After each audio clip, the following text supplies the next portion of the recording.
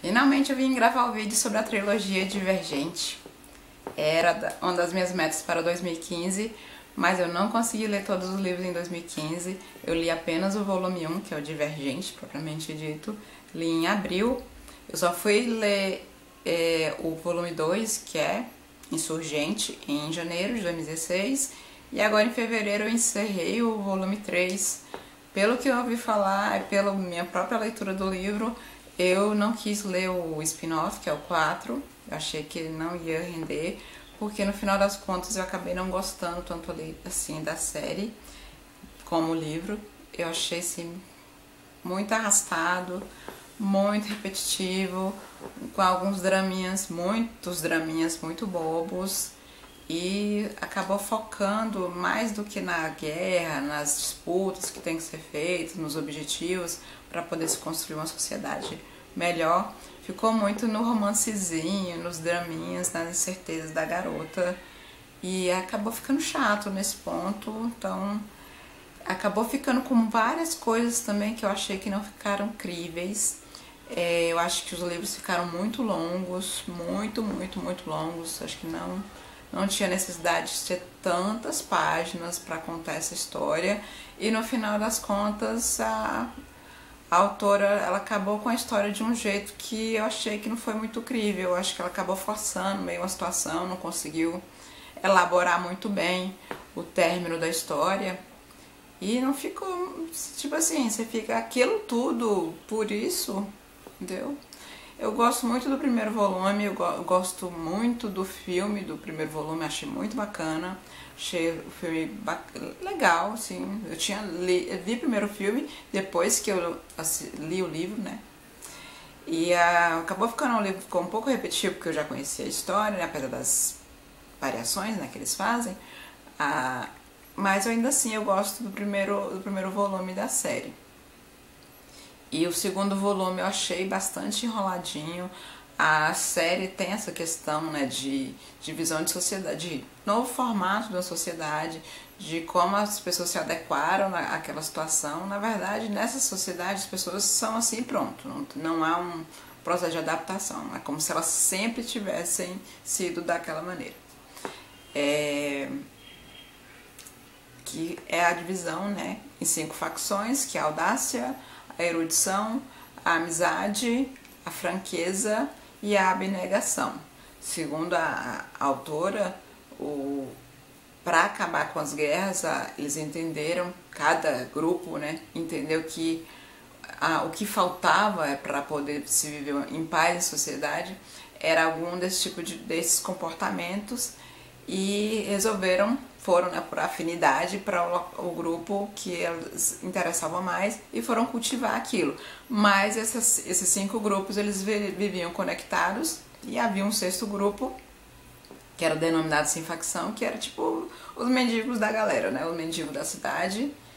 E aí foi uma das coisas que eu achei meio assim confuso. Eu entendi, né, as pessoas não fazerem parte, né, de um sistema, acontece, faz parte, mas eu achei confuso.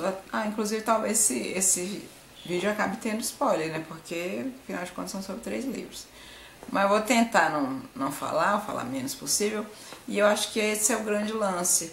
Num primeiro momento, esse grupo sem facção é tão sem importância, ao longo do livro, de repente esse grupo assume uma importância e um número tão grande de pessoas que não tem muito sentido, sinceramente. Não dá pra dar muita credibilidade na história, porque no primeiro momento eles não têm nada, depois eles são, spoiler, rei da situação.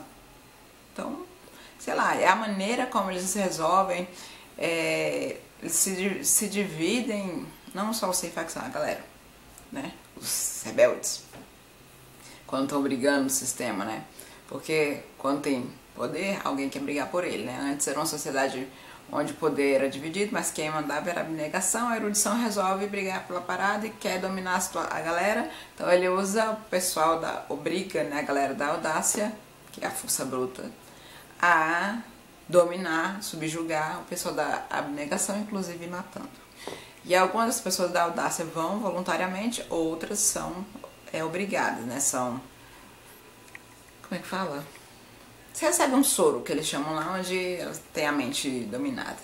Então é muito estranho, é muito complicado. Eu vi algumas críticas a respeito das denominações, das facções, mas eu achei até curioso, eu achei interessante a denominação das facções, os valores, né, que elas cultuam. E a única que eu achei, assim, não muito interessante, por curiosidade, foi a da amizade. Eu achei estranho a da amizade. Vi, assim, que eles têm uma produção rural, né, tal, mas tem vários momentos do livro que parece que a pessoa da amizade só fica assim, ó, numa boa, sabe? Não tão muito, não fica muito, não tem muita ênfase nessa questão do trabalho, da produção deles, não, sabe?